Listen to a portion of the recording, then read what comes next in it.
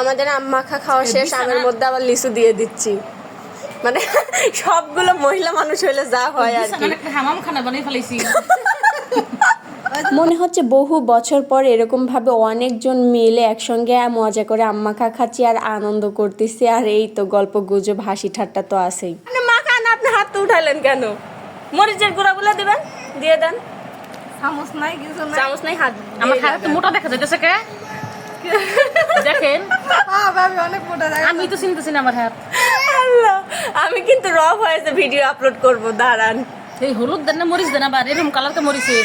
আল্লাহ, এটা মরিচ, সমস্ত মশলাপাতিও এর মধ্যে দেওয়া আছে কিছু কিছু, বুঝছেন, যাতে তরকারি টেস্ট হয়, সেই কারণে ওরকম। কাঁচা মরিচ খাই হয়েছে ওই যে বাদামি ভর্তার মধ্যে কাঁচা মরিচ। মারতেছো কেন আন্টিকে? খেয়ে দেখেন, বুঝছে আম্মু সিনিয়র হোক মরে দিতে দেখে দেখুন ঠিক আছে নাকি? ভাবি এটা ভিতরে একটা চামচ দেন। এখন ঠিক আছে। ওরা আপনি উঠান নাই ওখান থেকে? না, আপনারা টেস্ট করেন আর আমিও শুধু ভিডিও করি, তাইলেই হয়ে যাবে। টেস্ট করতে করতে খেয়ে ফেলাই। শুনেন, আপনি মিষ্টি জিনিস বেশি খাবেন, নাইলে স্বাস্থ্য হবে না, নাইলে আবার আরেকদিন আসি বেচারা কয়ে যাবে যে আপনি আরেকদিন আসি কম যে আমি তো চোখেই দেখছি, খুঁজে পাচ্ছি না। 2 দিন আসা লাগবে না, কষ্ট করি না, এর একদিন আরেকদিন আসুক, রাম দোলাই দেওয়া লাগবে। একদম দোলাতে থাকতে পারবেন না। আপনি উচ্ছিন্ন করে দিবেন, ও কিন্তু এলাকার মানুষ। কি রে না আসছে তো আসছে, যাচ্ছে না, সেটাকে ধরে আন্টির বাসায় থাইকে আন্টিকে মারো।